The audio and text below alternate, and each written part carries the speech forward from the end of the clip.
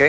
തിരുവനന്തപുരം തുമ്പയിൽ തീരത്ത് ചാക്കുകെട്ടുകൾ അടിഞ്ഞ വിവരം നേരത്തെ ഉണ്ടായിരുന്നു. കണ്ടെയ്നറിൽ നിന്ന് പുറത്തേക്ക് വന്നതായിരിക്കും ഈ ചാക്കുകൾ എന്നാണ് സംശയിക്കുന്നത്. തുമ്പയിൽ നിന്ന് AK സ്റ്റെഫിൻ വിവരങ്ങളുമായി നമ്മളോടൊപ്പം ഉണ്ട്. സ്റ്റെഫിൻ, എന്തൊക്കെ സാധനങ്ങളാണ് അവിടേക്ക് എത്തിയിട്ടുള്ളത് എന്നുള്ളതാണ് നമുക്ക് ലഭിക്കുന്ന വിവരം. ഹാനികരമായ വസ്തുക്കൾ നിലവിൽ കേരള തീരത്ത് അടിഞ്ഞിട്ടില്ല എന്നുള്ളതാണ് ആശ്വാസം നൽകുന്ന ഒരു കാര്യം. എന്നിരുന്നാൽ പോലും ജാഗ്രതാ മുന്നറിയിപ്പുകളുണ്ടോ?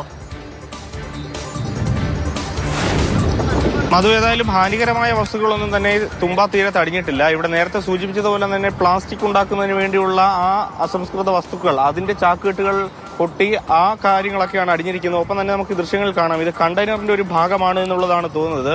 അത് വളഞ്ഞ് ഏതാണ്ട് നശിച്ച അവസ്ഥയിൽ ഇങ്ങനെ തീരത്ത് വന്ന് അടിഞ്ഞിരിക്കുന്നു. ഒപ്പം തന്നെ നമുക്ക് നേരത്തെ കുറച്ച് മുമ്പ് ആ കടലിലേക്ക് നോക്കുമ്പോൾ കാണാൻ കഴിഞ്ഞത് ഒരു കണ്ടെയ്നറിന്റെ ഭാഗം ഇങ്ങനെ ഒഴുകി നടക്കുന്നതായിട്ട് കാണുന്നുണ്ടായിരുന്നു. പക്ഷെ അത് വീണ്ടും തെക്കോട്ട് പോയിട്ടുണ്ട്. അതായത് ശംഖുമുഖം, കോവളം തുടങ്ങി തെക്കോട്ടുള്ള ഭാഗത്തേക്ക് അത് പോയിട്ടുണ്ട്. ഇപ്പോൾ ഈ തറകളിലേക്ക് നമുക്ക് നോക്കിക്കഴിഞ്ഞാൽ ആ പ്ലാസ്റ്റിക്കിന്റെ സാമഗ്രികളാണ് കാണുന്നത്. ഒപ്പം തന്നെ ഈ കശുവണ്ടി പരിപ്പ് ഉണ്ട്. അതെല്ലാം തന്നെ ചാക്കുകെട്ടുകളിൽ നിന്ന് പൊട്ടി വീണതാണ് എന്നുള്ളതാണ് ഈ നാട്ടുകാർ പറയുന്നത്. അതോടൊപ്പം ആ കണ്ടെയ്നറിന്റെ അകത്ത് ഉള്ള കുറച്ച് തടികൾ, ആ സാധനങ്ങൾ വെക്കുന്നതിന് വേണ്ടിയുള്ള തടികൾ, അതെല്ലാം തന്നെ വന്ന് അടിഞ്ഞിട്ടുണ്ട്.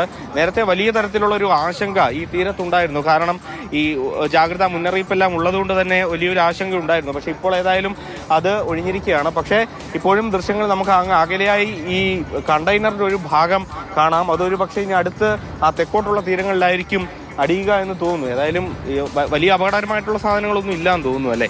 ചേട്ടാ, നമ്മൾ രാവിലെ കണ്ടപ്പോൾ കുറച്ച് ചാക്കിന്റെ ഇത് മാത്രമേ കണ്ടുള്ളൂ. പിന്നെയാണ് ഈ കാണുന്ന ഇരുമ്പും അതുപോലെ തടിയൊക്കെ വരുന്നുണ്ടായിരുന്നു.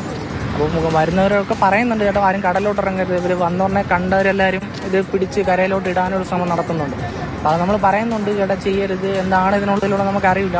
പിന്നെ ചാക്കായിരുന്നു, ഏകദേശം 90% കടൽ മൊത്തം ചാക്കായിരുന്നു രാവിലെ. ഇപ്പോഴാണ് ഇപ്പം ഇരുമ്പും അതിന്റെ കഷ്ണങ്ങളൊക്കെ കാണുന്നത്.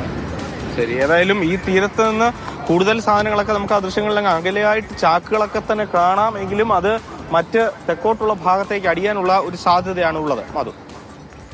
ശരി, സ്റ്റെഫിനാണ് വിവരങ്ങൾ പങ്കുവച്ചത്.